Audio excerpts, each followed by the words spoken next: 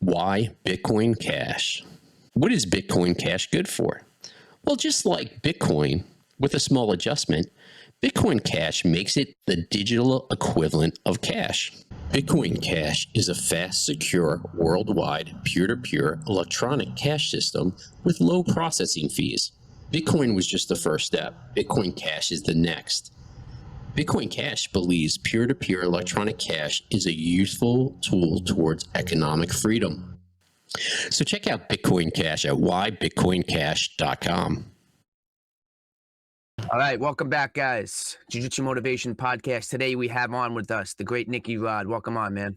Yes, what's up, guys? What's going on? Yeah, so glad to have you on. And I had met you when you first jumped onto the Kasai show in your first match there, and it was awesome. We got a roll in at Moeller MMA in Texas. Shout out to them.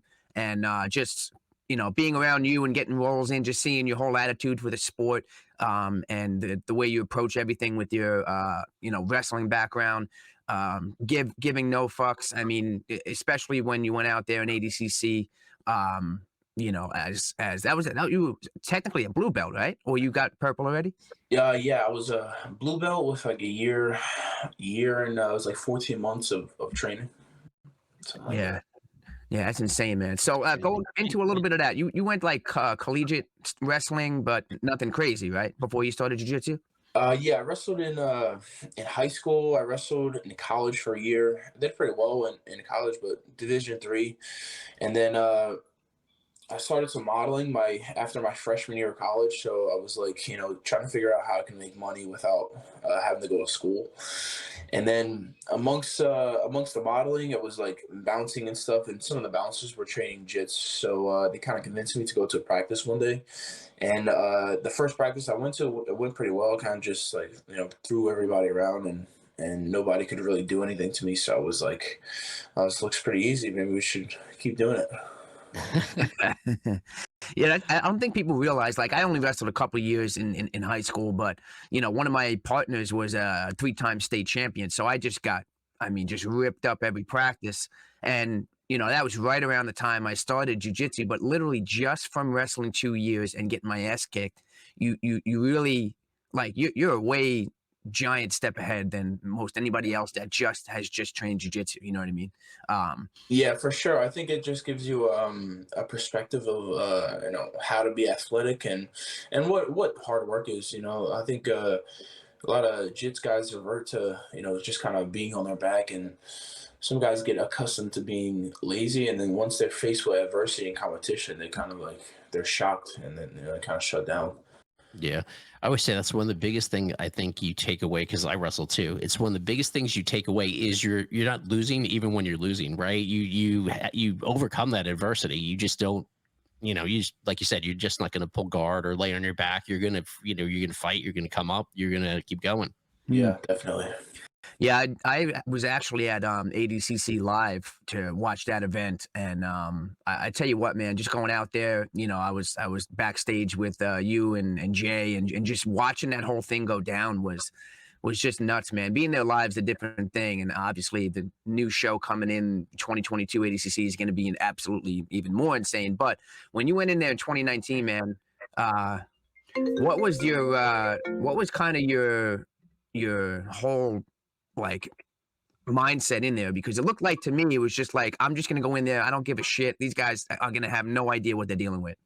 Yeah, I mean, that was pretty much it. I just went in there with a simple mindset. I didn't have much technique, so I understood where I could be. I could only be, I could beat them in wrestling. I could be on top.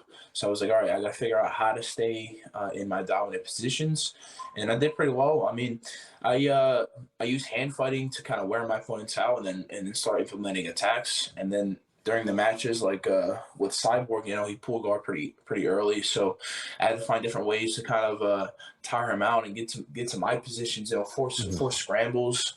But yeah, now it's I feel like that test will be this next ADCC, because they're like, okay, he has wrestling, what else can he bring to the table? So this next world championship will be a real test of my evolution. Do I just stay a wrestler, and is that all I'm capable of, or can I evolve? Can I continue to learn throughout the years?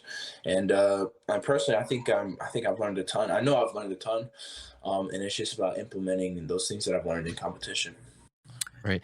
Now you mentioned hand fighting, right? How important is that in grappling, especially nogi, right? It's such a huge thing, but you don't really see it a lot in jiu-jitsu, like a lot of hand fighting going on, which is Yeah, straight. you can hand fighting alone. I'm actually coming out with a DVD. I just recorded it.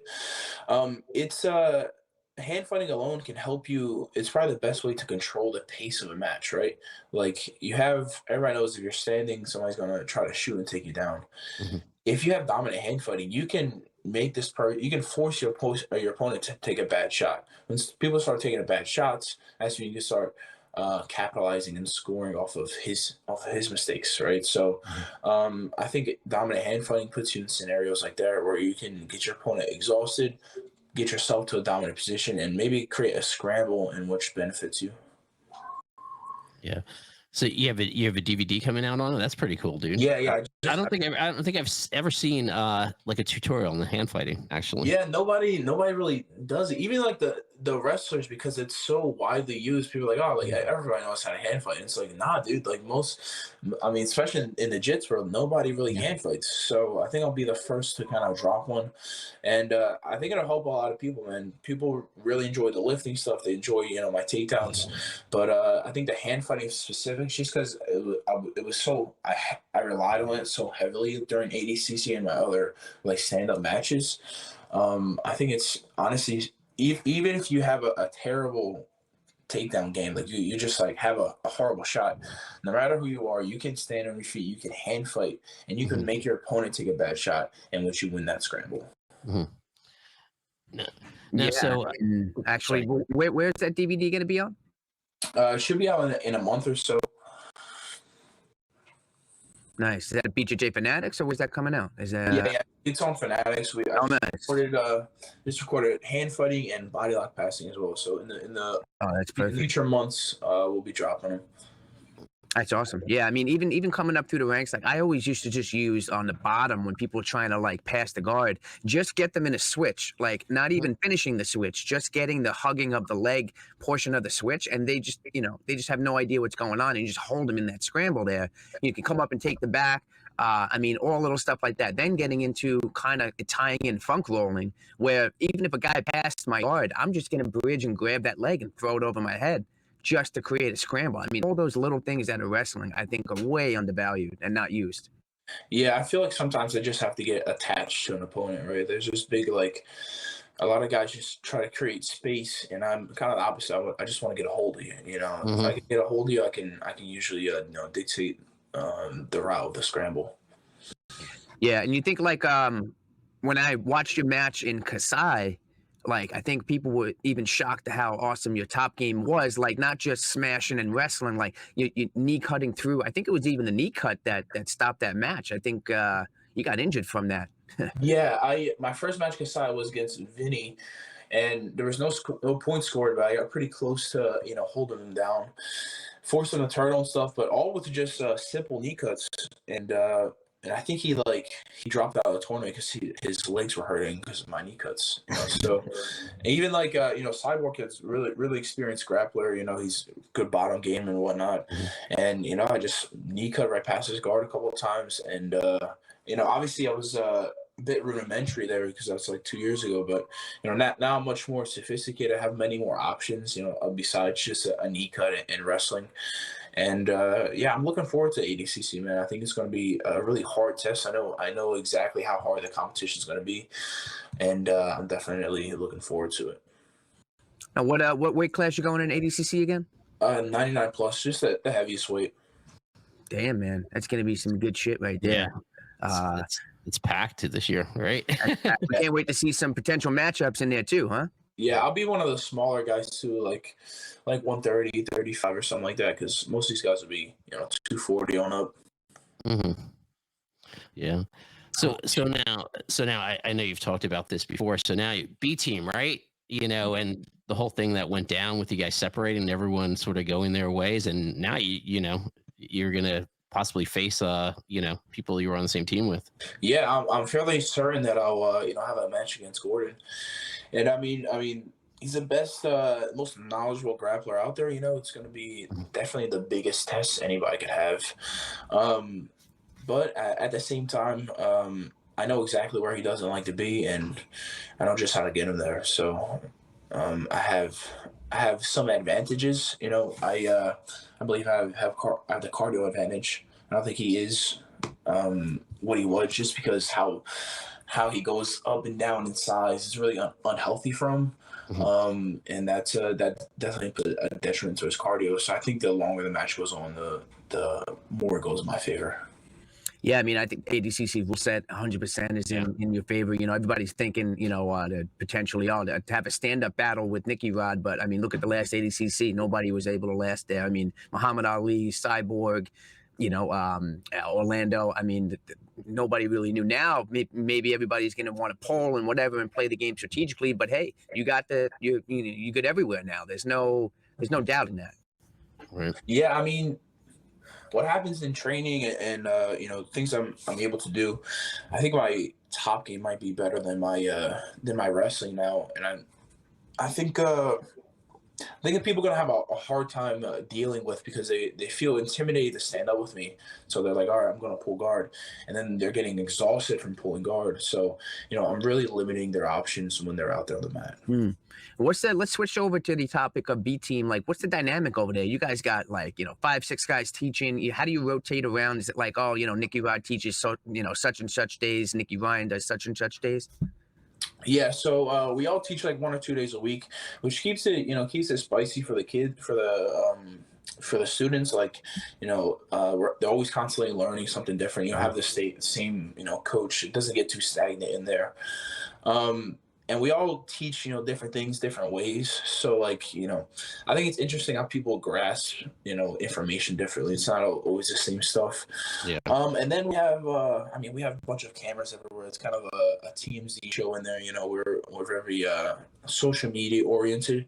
One of our goals with B Team, besides producing really high level grapplers and having high level training, is that we want to use, social media platforms, Instagram, YouTube, to kind of blow the sport up. I think if we can get 1 million subscribers on YouTube over the years, I mean, it'll kind of push the jits into that next realm of what it can be. And I think there is some people, in the jits world that are pushing the social media, the YouTube and whatnot. But I think as a team, because of our dynamic, we have 5 or 6 guys that are in the top or that are of the top grapplers in the world. I think, us having a YouTube channel, maybe making some vlogs or just using that platform to kind of show people who we are and what we do can really help the sport grow as a whole. And it's only going to just aid in the future of the sport for sure. Yeah, I mean, you guys are doing some really great content. Yeah. Yeah, thank you. I mean, any given day we have like 1 or 2 camera guys in there, which is, it's like we do this for free, right? We train for free, like, which is unlike, because I feel like most professional grapplers, especially at the black belt level, they just like do camps. Like they'll break, a couple weeks, couple months, then they go back, get in shape. It's like kind of we train consistently every day throughout the year. So it's like, why we have to find a way to monetize that, and at the same time, how can we broaden our audience? We have a lot every time. I mean, honestly, we have tons of people that contact us like, oh, we just started jits, just like getting into it, or like they don't even train but they watch. So I think we're trying to make it more viewer friendly and just more entertaining as a whole. Yeah, I mean, we were just talking about this a little bit ago, Brian. Like when you guys have an instructor in there and you're teaching, there's like sometimes there's too many chefs in the kitchen at some schools. You know what I mean? But when you're teaching, it's like you're teaching, right? Even everybody else there, it's like, all right, they're focusing on what Nicky Rod's showing today. Yeah, it's very cohesive unit. If I'm teaching, everybody else is watching and learning, and vice versa.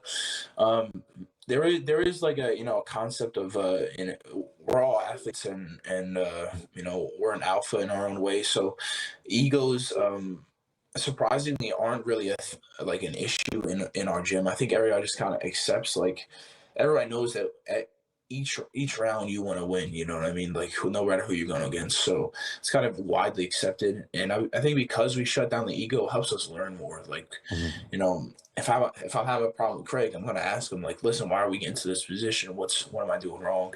So I think we kind of have an understanding that, you know, we want to help each other to get better. That way, training's harder and competition's easier. Yeah.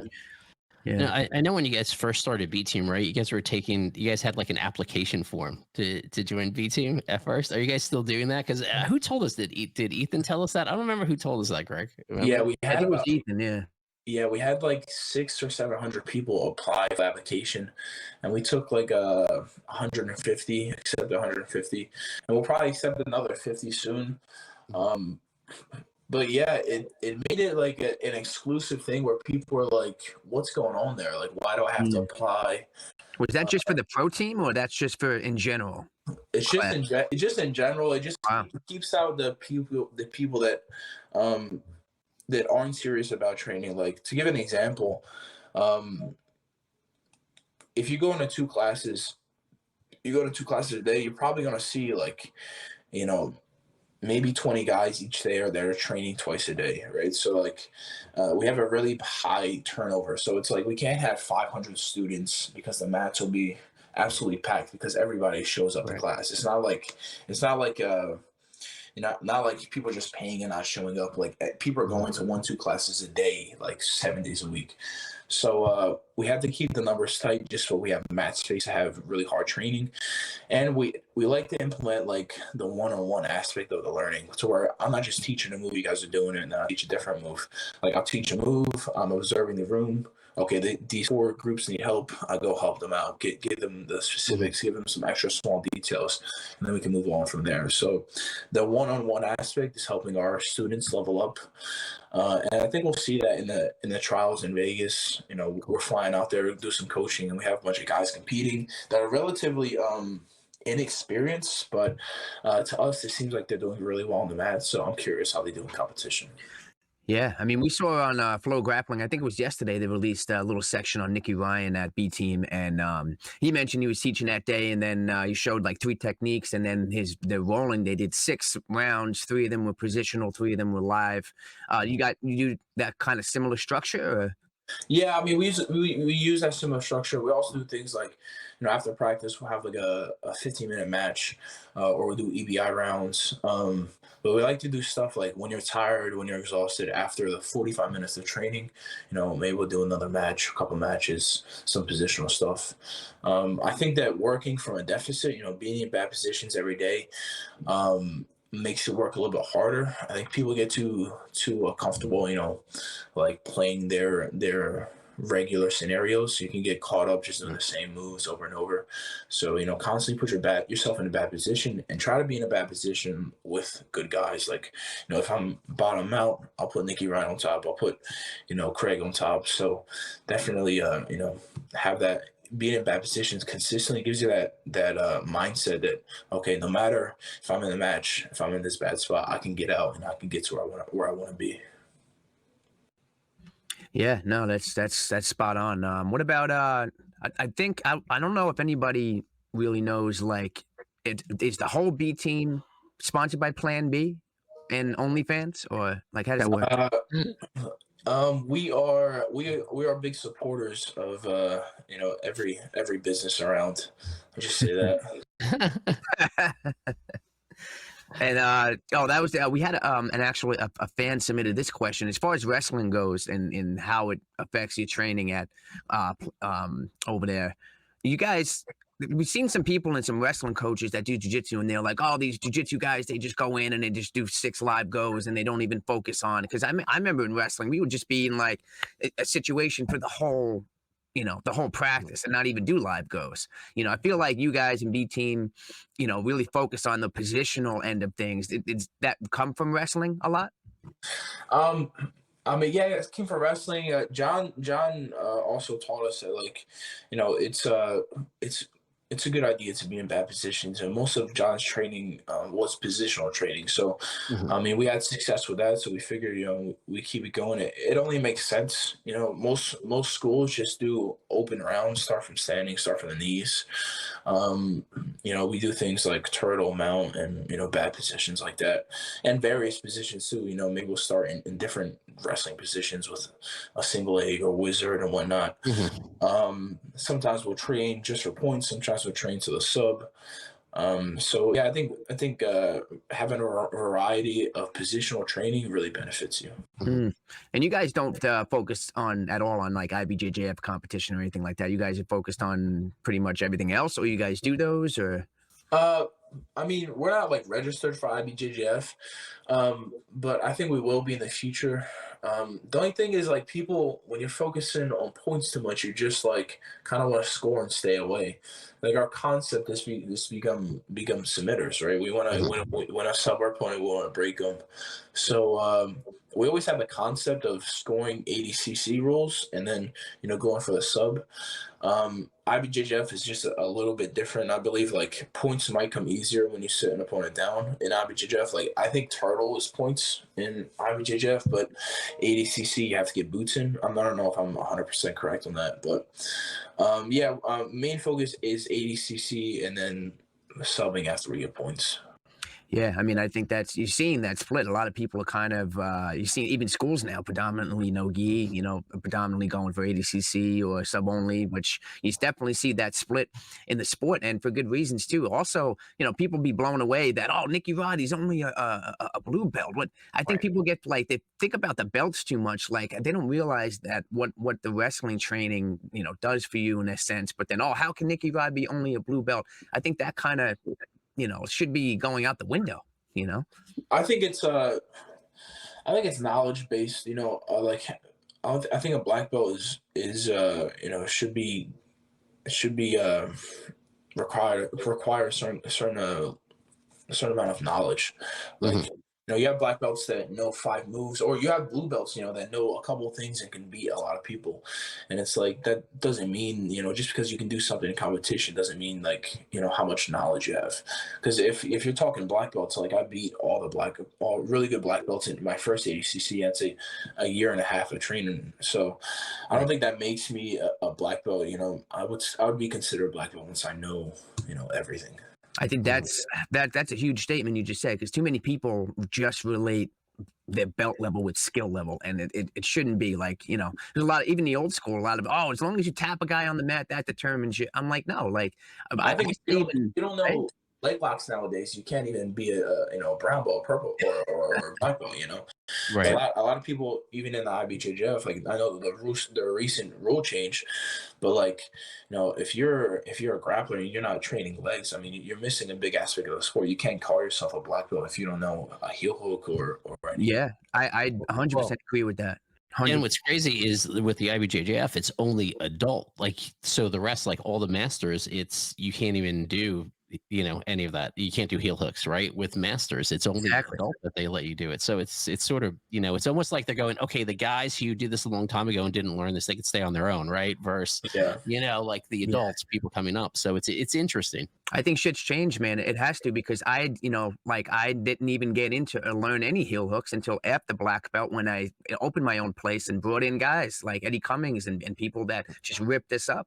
You know what I mean? Like I didn't even start learning toe holds and knee bars till brown belt, because they wouldn't let me, because it wasn't legal in IBJJF. And I think people have this concept. I think it's got to change of what, like you said, knowledge base. Like you got to know these things now. You shouldn't even be considered being well rounded or have the knowledge, like you said, unless you know this new stuff.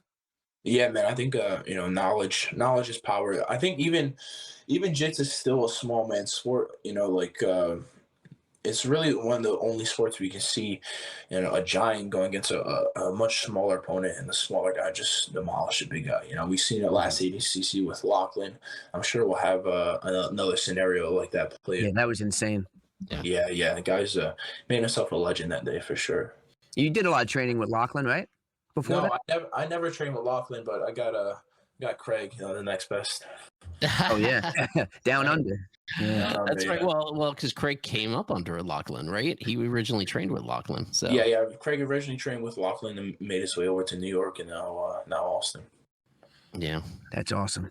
Cool, man. Yeah, so you got ADCC coming up. Anything else after that? Any super fights? Anything? Um, I'm in the talks. One championship is like talking to me Nice. about some matches, but they're trying to make it like exclusive. I don't know. I don't feel like traveling to Singapore. I don't know. They're throwing me big money, like a substantial amount of money, but I just like can't be bothered. Like 15, 17 hour flight. Damn, yeah. I'm an American. I like staying here.